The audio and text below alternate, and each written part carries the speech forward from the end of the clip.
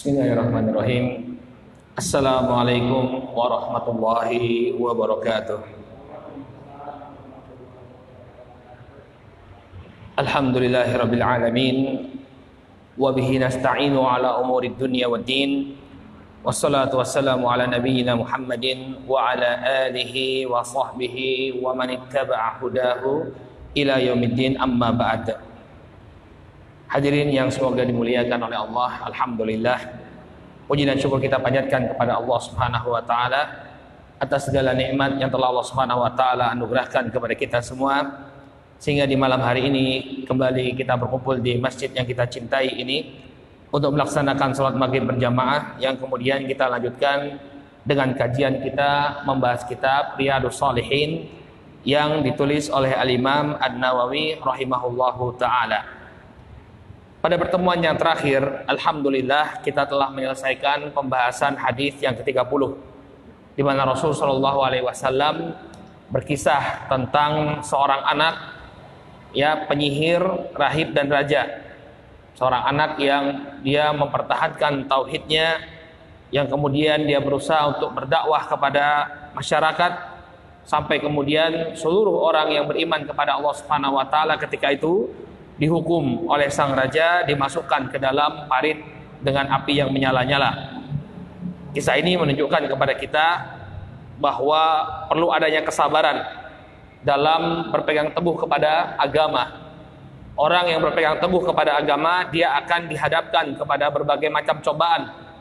Namun apabila dia bersabar dalam menghadapi cobaan-cobaan tersebut, maka dia akan mendapatkan kedudukan yang tinggi di sisi Allah Subhanahu wa taala. Baik, sekarang kita masuk ke pembahasan hadis yang ke-31, hadis yang selanjutnya. Qala An-Nawawi rahimahullahu taala, berkata Al-Imam An-Nawawi rahimahullahu taala, An Anas radhiyallahu anhu, dari sahabat yang mulia Anas bin Malik radhiyallahu anhu, beliau mengatakan, Marran Nabiyyu sallallahu alaihi wasallam bi imra'atin. Suatu ketika Nabi Shallallahu Alaihi Wasallam melewati seorang wanita. Tabki inda qabrin, dia menangis di sisi sebuah kuburan. Wa fi riwayatin li Muslim, tabki ala sobiyyin laha. Disebutkan dalam riwayat Muslim bahwa sang wanita ini menangis karena kematian anaknya yang masih kecil. Jadi ada seorang ibu yang dia menangis terseduh-seduh di sebelah kuburan anaknya. Maka faqala Nabi sallallahu alaihi wasallam, maka Nabi sallallahu alaihi wasallam mengatakan kepada ibu tersebut, ittaqillaha wasbiri. Bertakwalah engkau kepada Allah dan bersabarlah. Ini tentu nasihat yang sangat baik bagi orang yang sedang tertimpa musibah. Ya, bertakwalah engkau kepada Allah dan bersabarlah. Tapi apa respon sang wanita kepada Nabi sallallahu alaihi wasallam? Faqalat ilaika anni. Ya, ilaika anni artinya ibta'id anni, menjauhlah engkau dariku. Ya, lihat bagaimana responnya. Namanya orang baru berduka. Ketika dia dinasihati untuk bersabar, menjauh engkau. Fa innaka lam tusab musibati. Karena sesungguhnya engkau tidak merasakan musibah yang aku alami. Ya, jangan banyak omong maksudnya, ya. Jangan banyak komentar. Saya sedang dapat musibah, engkau tidak mengalami apa yang sedang aku alami. Walam ta'rifhu, sang wanita tidak mengetahui bahwa yang sedang berbicara itu adalah siapa? Rasulullah sallallahu alaihi wasallam. Ini menunjukkan Nabi itu tidak dikenali di tengah-tengah para sahabat, dalam artian beliau tidak memiliki ciri khusus. Ya, berbeda dengan penguasa di masa sekarang. Kalau penguasa di masa sekarang, kita tahu bahwa dia memiliki kedudukan. Ada pengawalnya, mobilnya mobil khusus, pakaiannya juga berbeda. Tapi dahulu Nabi SAW nggak ada bedanya dengan para sahabat, sehingga ini wanita nggak paham. Yang sedang mengajak dia berbicara adalah Rasulullah SAW. Walam ta'rifhu, dia tidak mengetahui bahwa yang berbicara adalah Nabi SAW. Qala faqila laha innahu Nabi sallallahu alaihi wasallam. Maka ada yang mengatakan kepada sang wanita, yang baru saja berbicara kepada dirimu itu adalah Rasulullah Shallallahu Alaihi Wasallam, Nabi Shallallahu Alaihi Wasallam. Baru kaget sang wanita, ternyata yang mengatakan ya ittaqillah wasbiri tadi, bertakwalah engkau kepada Allah dan bersabarlah, adalah Rasulullah Shallallahu Alaihi Wasallam. Qala fa'atat baban Nabi Shallallahu Alaihi Wasallam. Maka sang wanita ini pun mendatangi pintu rumahnya Nabi Shallallahu Alaihi Wasallam. Falam tajid indahu bawabin, dan dia tidak menemukan ada seorang pun di pintu rumahnya Rasul Shallallahu Alaihi Wasallam. Artinya tidak ada satpamnya, nggak ada penjaganya. Di rumah Rasul Shallallahu Alaihi Wasallam itu sama seperti rumah para sahabat lainnya. Ya, tidak ada penjaganya, nggak ada satpamnya. Qala faqalat, maka setelah bertemu dengan Nabi Shallallahu Alaihi Wasallam, sang wanita pun mengatakan, lam a'rifka, wahai Rasulullah, saya nggak tahu kalau tadi yang berbicara adalah dirimu. Faqala, maka Nabi Shallallahu Alaihi Wasallam mengatakan kepada wanita tersebut, innama sabru inda sotmatil ula. Sesungguhnya kesabaran itu adalah pada hantaman atau hentakan yang pertama. Nanti kita akan jelaskan apa makna sabda Nabi Shallallahu Alaihi Wasallam ini. Sesungguhnya kesabaran itu ada pada hantaman yang pertama. Baik. Hadis ini, sebagaimana kita sampaikan tadi, diriwayatkan dari sahabat Anas bin Malik radhiyallahu anhu.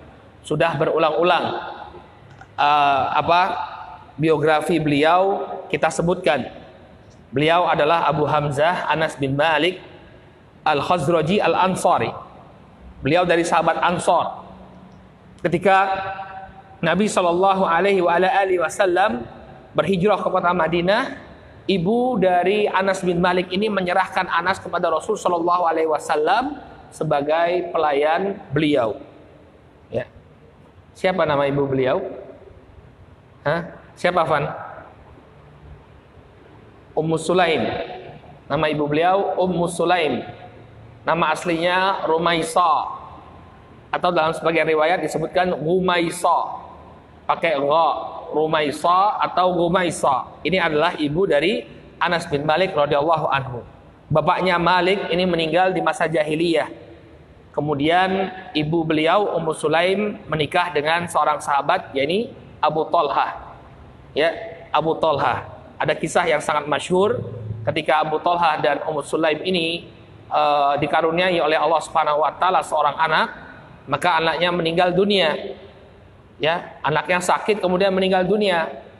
Bapaknya nggak tahu, Abu Talhanya nggak tahu kalau anaknya itu meninggal dunia. Ketika dia pulang, dia bertanya kepada Ummu Sulaim, apa yang terjadi dengan anak kita? Maka Ummu Sulaim mengatakan kepada suaminya bahwa anak kita lebih tenang daripada keadaan sebelumnya. Lihat bagaimana seorang istri, suaminya capek baru pulang, ini tidak langsung disampaikan berita yang memberatkan suaminya, tapi menunggu saat yang tepat.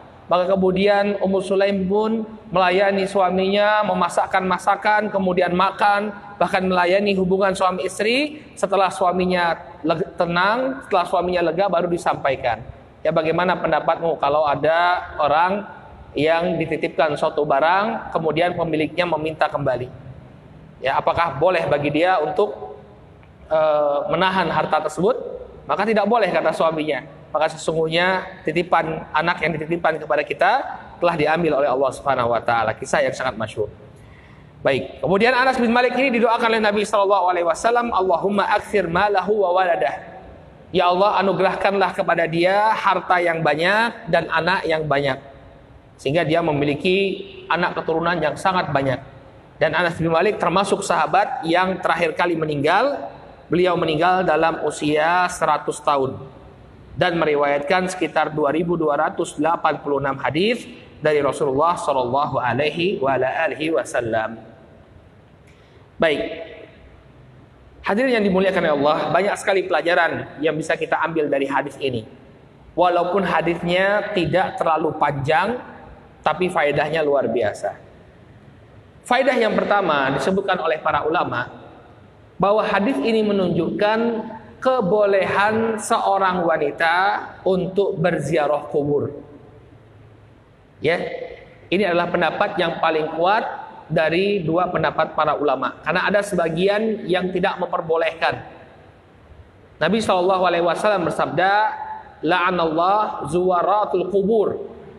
Allah melaknat wanita yang banyak berziarah kubur.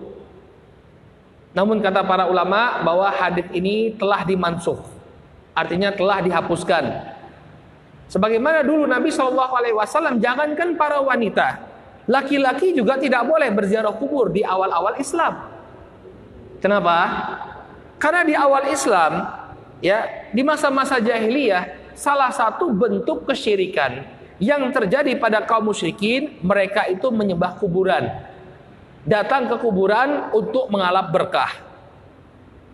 Makanya di antara berhala orang-orang Quraisy itu ada yang namanya Latta. Latta ini, Bapak dan Ibu yang dimuliakan Allah, dulunya adalah seorang yang suka membuat roti. Latta yalutu artinya membuat adonan roti. Ya, dia membuat adonan roti, kemudian ketika ada orang yang berhaji ke kota Makkah, dia bagi-bagikan roti tersebut. Sehingga sangat terkenal kebaikannya. Nah, ketika dia meninggal, kuburannya dijadikan berhala. Makanya ada namanya berhala Latta. Nama atau julukan orang soleh yang suka membagi-bagikan roti. Awalnya yaitu untuk menghormati, kemudian dibangun kuburannya, orang-orang pun ngalap berkah kepada kuburan tersebut. Makanya di awal-awal Islam, Nabi SAW melarang untuk berziarah kubur, baik itu laki-laki maupun perempuan. Namun setelah berjalannya waktu, ya, setelah para sahabat memahami tauhid dengan demikian kokoh, Nabi SAW pun memperbolehkan ziarah kubur. Kata beliau alaihi salatu wassalam, kuntu nahaitukum an ziyaratil kubur fazuruha fa innaha tudzakirukumul maut. Dulu saya memang pernah melarang kalian, aku memang pernah melarang kalian untuk berziarah kubur. Namun sekarang ziarahilah kubur. Kenapa? Karena dengan berziarah kubur ini akan mengingatkan kalian kepada kematian. Jadi tujuan kita berziarah kubur itu, Bapak dan Ibu yang dimuliakan Allah, tujuan utamanya itu adalah untuk mengingatkan kita bahwa kematian itu juga akan menimpa kita sebagaimana orang-orang yang sedang ada di kuburan itu. Makanya apa sih bunyi salam kita ketika kita memasuki kuburan? Assalamu alayka ahlad diyar minal muslimin wal mu'minin wa inni insyaallah bikum lahikun. Ya, keselamatan atas kalian wahai penghuni negeri ini. Ya. Dari kalangan kaum muslimin dan orang-orang yang beriman. Fa inni, maka sesungguhnya aku akan segera mengikuti kalian. Makanya kita tuh kalau di kuburan jangan ngobrol, ya. Sering ya kita lihat kalau ada yang dimakamkan, ya, sambil menunggu pemakaman ngobrol, kemudian ngalor ngidul. Jangan, ya, tenang di kuburan. Kita tuh mengingat bahwa kita itu sebentar lagi akan menyusul mereka. Ya. Nah, kemudian Nabi SAW memperbolehkan untuk berziarah kubur termasuk bagi para wanita. Ini diantara dalil yang menunjukkan bahwa wanita boleh berziarah kubur. Ya, seorang ibu menangis di kuburan anaknya. Nabi tidak kemudian mengatakan, hei jangan-jangan. Tidak. Nabi hanya mengatakan kepada ibu tersebut, bertakwalah engkau kepada Allah dan bersabarlah. Ya. Jadi dalil yang menunjukkan bahwa bolehnya wanita berziarah kubur. Ini faedah yang pertama.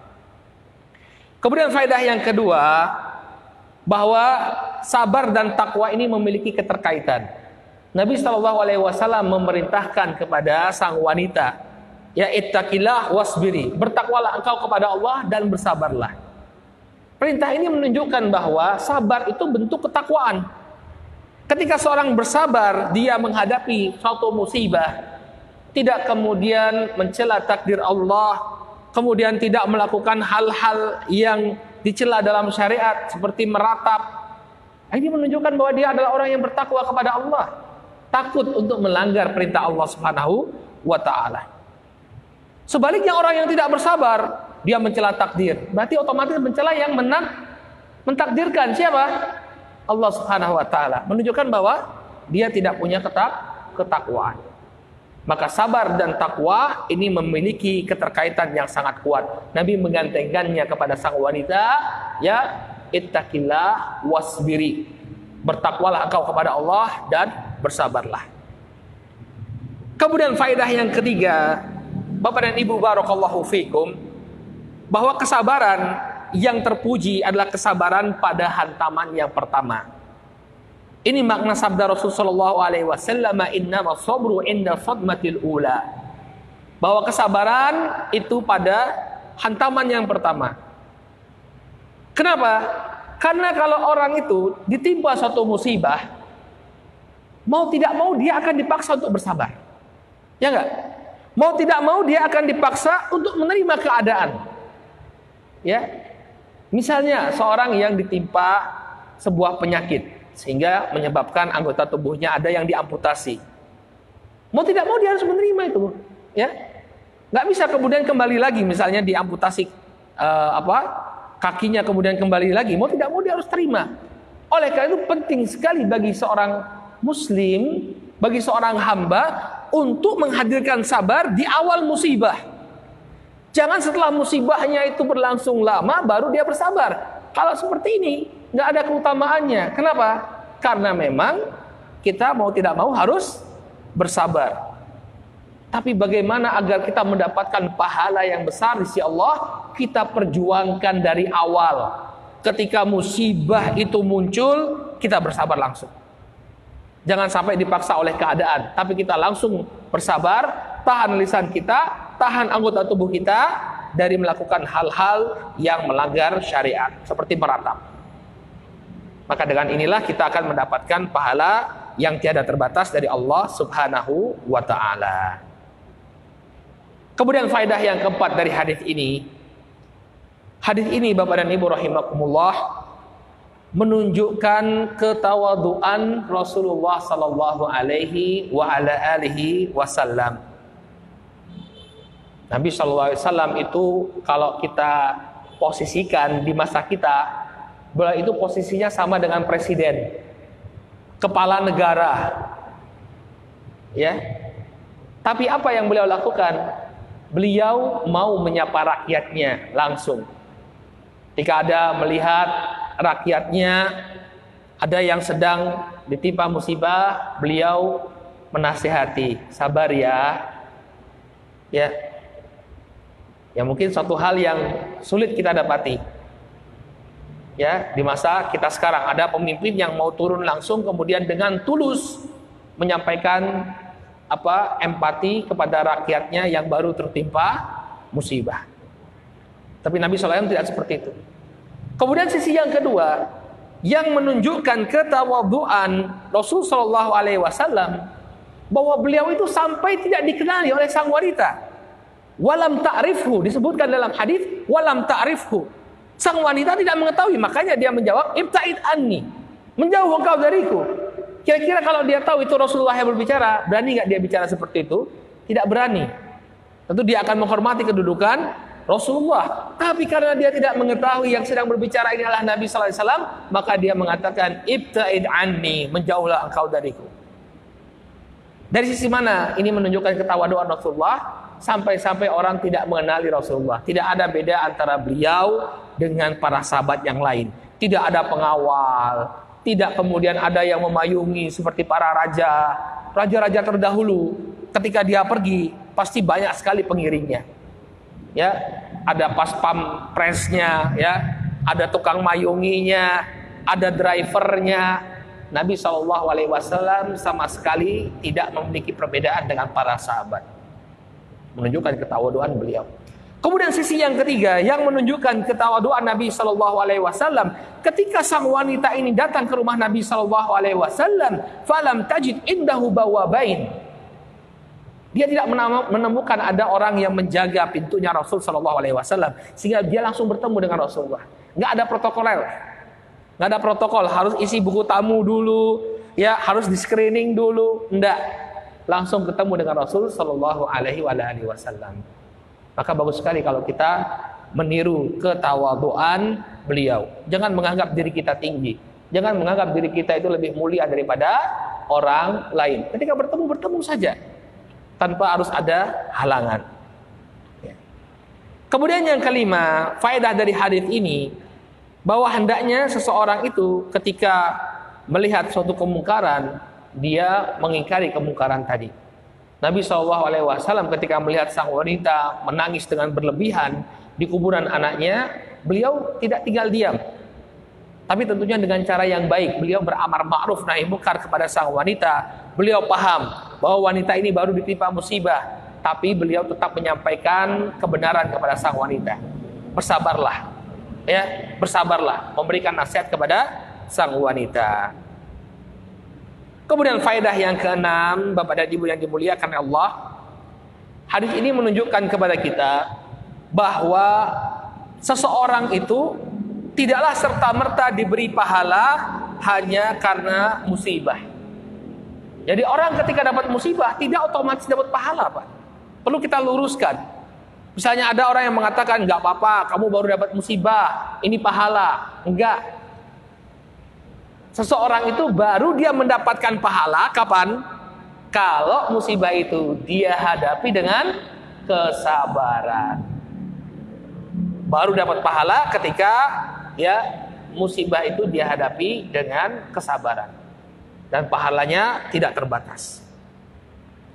Kemudian faedah yang ketujuh dari hadis ini, bahwa hendaknya kita itu toleran dengan orang yang tertimpa musibah.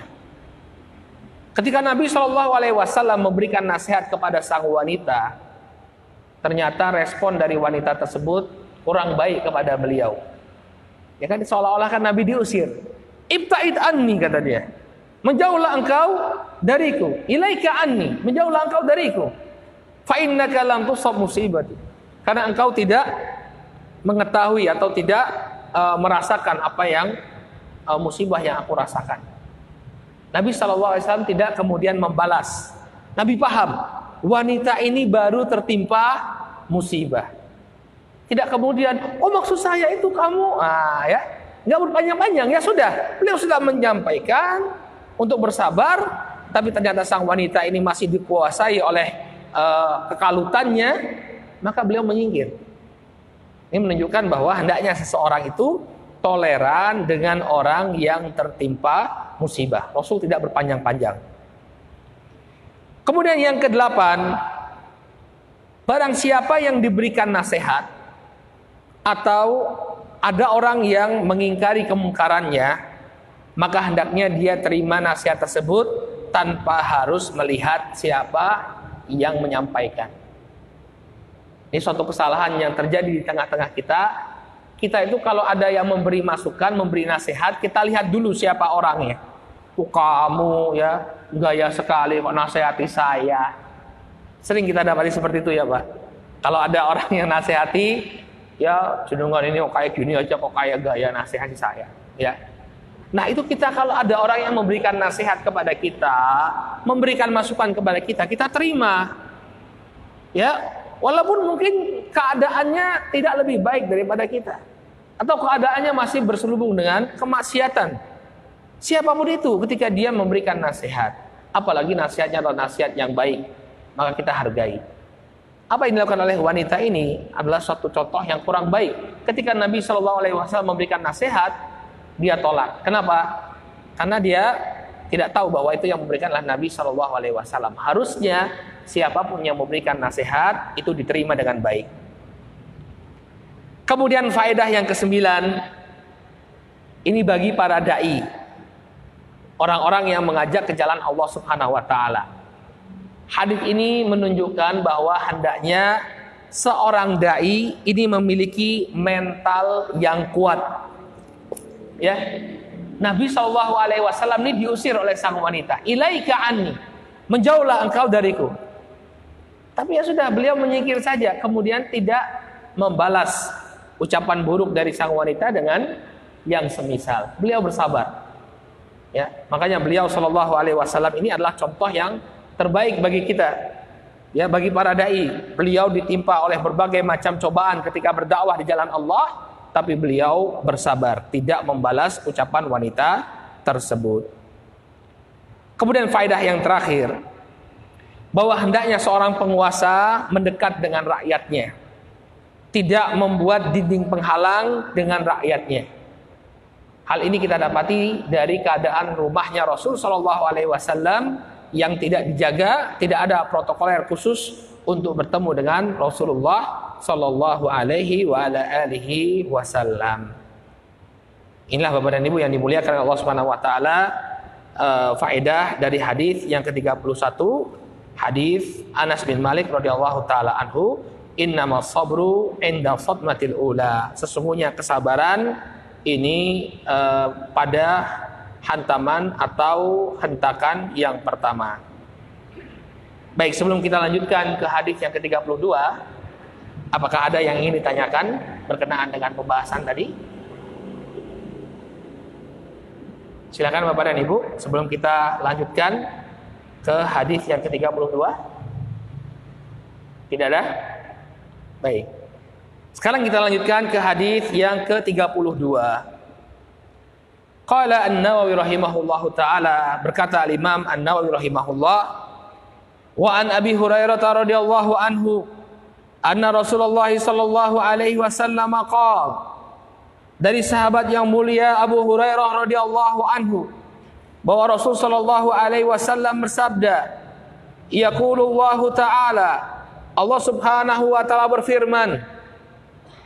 Ini yang disebut oleh para ulama sebagai hadis qudsi, yaitu Nabi Shallallahu Alaihi Wasallam meriwayatkan ucapan Allah Subhanahu Wa Taala yang bukan termasuk ayat Al-Quran. Jadi ini bukan ayat Al-Quran, tapi dia termasuk firman Allah Subhanahu Wa Taala. Disebut hadis qudsi, Al-Quds artinya suci, ya, nisbat kepada zatnya Allah Subhanahu Wa Taala. Allah Maha Suci, sehingga dia disebut sebagai hadis qudsi. Yaqulullahu ta'ala, Allah Subhanahu wa taala berfirman, mali abdil mu'min indi jazaa'un idza qadabtu safiyahu min ahli dunya thumma ihtasabahu illal jannah. Rawahul Bukhari.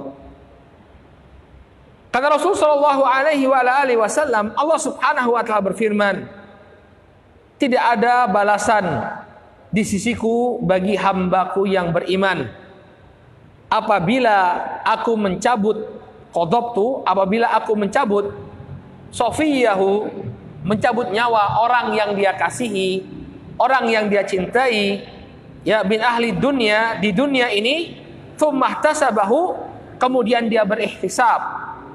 Ihtisab artinya dia bersabar dan mencari pahala dari Allah Subhanahu wa taala, illal jannah, melainkan dia akan mendapatkan surga. Rawahul Bukhari. Hadisnya diriwayatkan oleh Al-Bukhari. Tidak ada balasan untuk hamba yang bersabar, ya, tidak ada balasan di sisi Allah bagi seorang hamba yang bersabar ketika ada sosok yang dia cintai, ya, diambil oleh Allah Subhanahu wa taala, melainkan dia mendapatkan surga. Baik. Hadis ini diriwayatkan dari sahabat Abu Hurairah. Abu Hurairah adalah sahabat yang sangat masyhur. Nama beliau sering sekali kita dengar. Tapi banyak di antara kita yang tidak mengenal siapa beliau, bagaimana kehidupan beliau. Abu Hurairah ini, para ulama berselisih pendapat tentang nama aslinya. Abu Hurairah ini adalah julukan beliau, Pak. Bapak kucing. Ya, Hurairah, Hirrah itu artinya kucing, bapak kucing. Kenapa sahabat yang mulia ini dijuluki oleh bapak kucing? Karena beliau dahulu memiliki atau ada seekor kucing yang selalu mengikuti Abu Hurairah. Dan Abu Hurairah pun menyayangi kucing tersebut. Maka beliau dipanggil sebagai Abu Hurairah, bapak kucing. Jadi kalau misalnya ada yang suka burung, Abu Manuk ya Pak. Bapaknya burung kalau suka burung. Ya. Nah ini Abu Hurairah, bapak kucing, karena beliau selalu diikuti oleh seekor kucing dan beliau menyayangi kucing tersebut. Nah, para ulama berbeda pendapat tentang nama asli beliau. Ada yang mengatakan bahwa nama asli Abu Hurairah adalah Abdullah bin Sakhr. Ada juga yang mengatakan bahwa nama asli beliau adalah Abdurrahman bin Sakhr.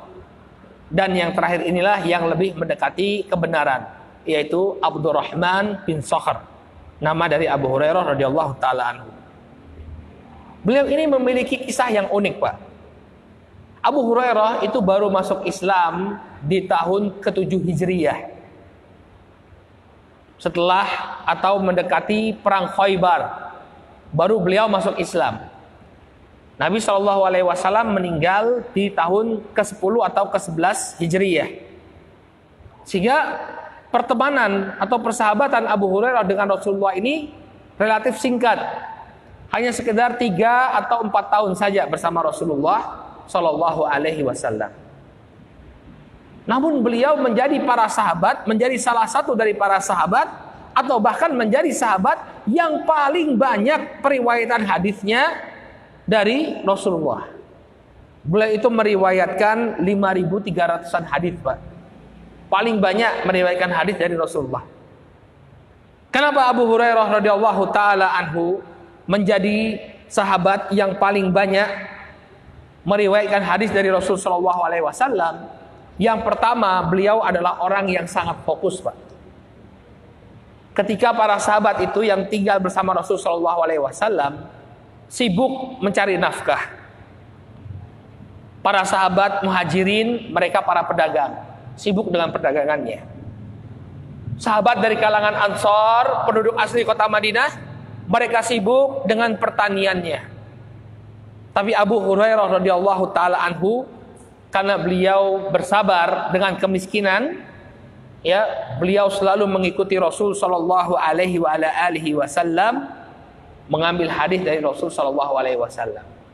Alamil ibatni, sesuai dengan keadaan perut beliau.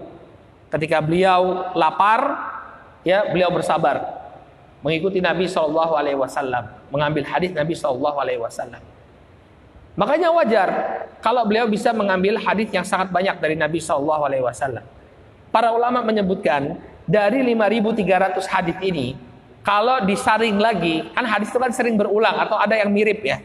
Kalau disaring lagi, ya, hadisnya Nabi Abu Hurairah radhiyallahu anhu ini hanya sekitar 2.500-an hadis. Kemudian beliau tinggal bersama Nabi sallallahu alaihi wasallam selama 4 tahun. Ya, 4 tahun kali 350, ini sudah 1.400 hari yang beliau habiskan bersama Rasul sallallahu alaihi wasallam. Kemudian hadis yang beliau riwayatkan 2.500 hadis. Berarti dalam satu hari beliau hanya mendapatkan 2 hadis. Sehingga sangat mungkin dalam jangka waktu yang demikian singkat itu beliau mendapatkan hadis-hadis Nabi sallallahu alaihi wasallam yang sangat banyak.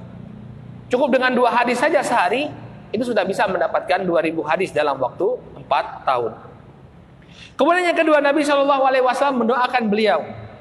Nabi sallallahu alaihi wasallam memberikan sebuah surban kepada Abu Hurairah, kemudian didoakan surban tersebut ketika dipakai oleh Abu Hurairah. Setelah itu Abu Hurairah tidak pernah lagi melupakan hadis Nabi sallallahu alaihi wasallam.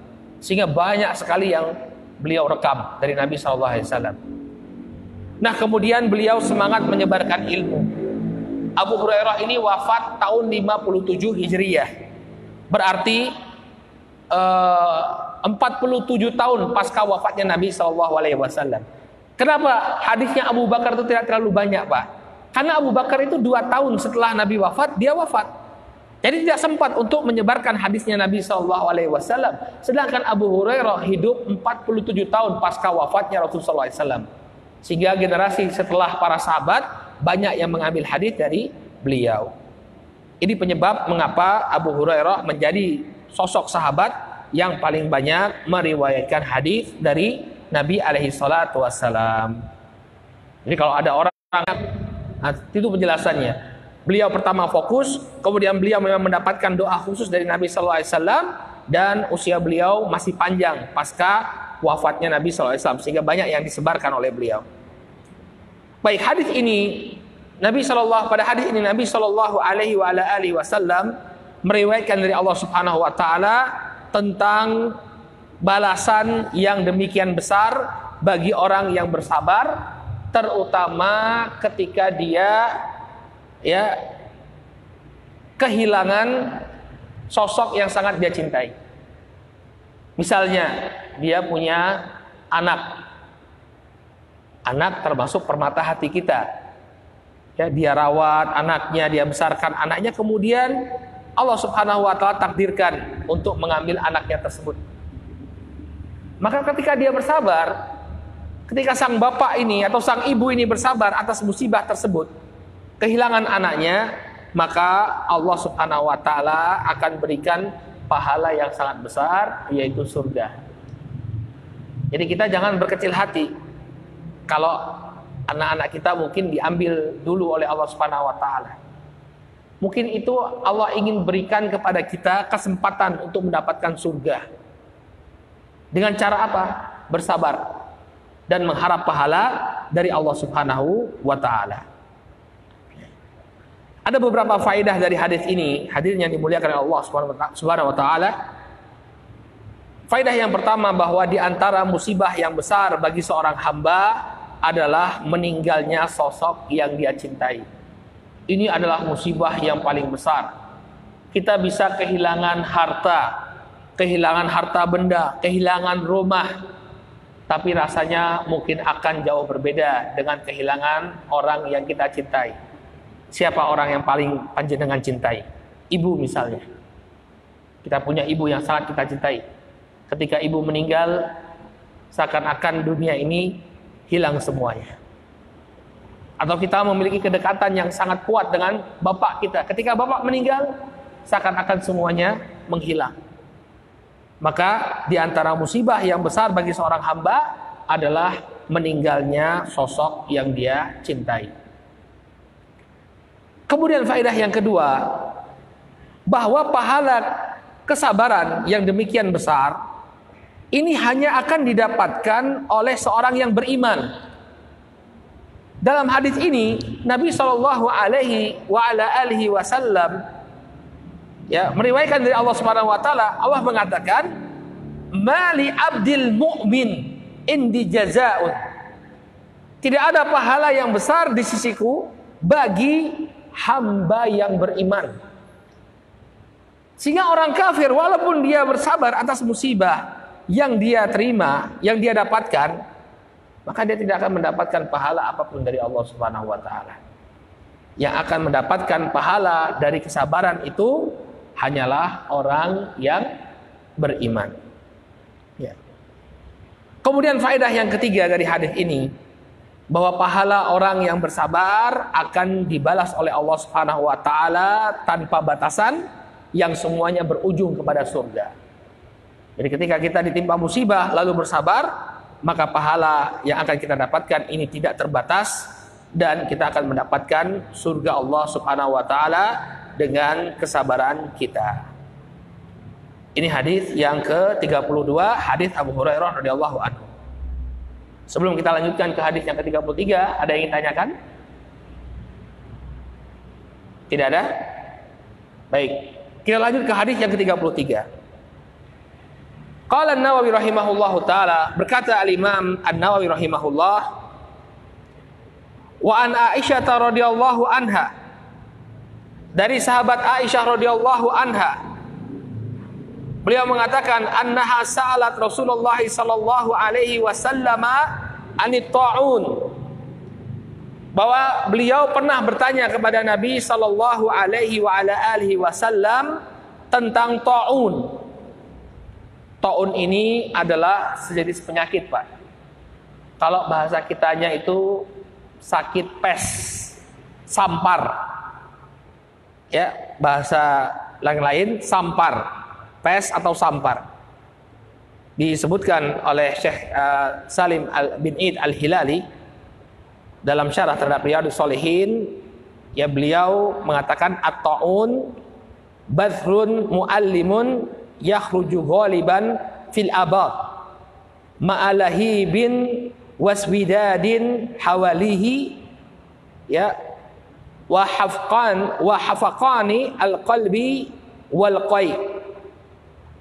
Penyakit taun itu adalah bisul yang menyakitkan, bisul keluarnya bisul-bisul yang menyakitkan, ghaliban fil abad, yang kebanyakannya itu keluar di daerah sekitar ketiak. Penyakit pes atau sampar berupa bisul-bisul yang keluar di sekitar ketiak, yang disertai dengan lahibin, rasa panas yang bergejolak, panas rasanya. Ya, wasbidadin hawali, dan bercak-bercak hitam di sekitar bisul-bisul tersebut. Kemudian disertai dengan apa? Dengan detak jantung yang berdebar-debar, serta alqai, muntah-muntah. Jadi ini penyakit taun. Kalau saya lihat di terjemahannya bahasa Indonesia, itu penyakit sampar, pes, penyakit pes. Nah, di masa Umar bin Khattab radhiyallahu taala anhu pernah terjadi wabah taun yang luar biasa di negeri Syam, sehingga menyebabkan banyak sekali di antara para sahabat yang meninggal dunia. Di antaranya Abu Ubaidah ibn Jarrah, Mu'ad bin Jabal, dan para sahabat lainnya. Nah, di masa Nabi SAW masih hidup, Aisyah radhiyallahu taala anha pernah bertanya kepada Nabi SAW tentang penyakit taun.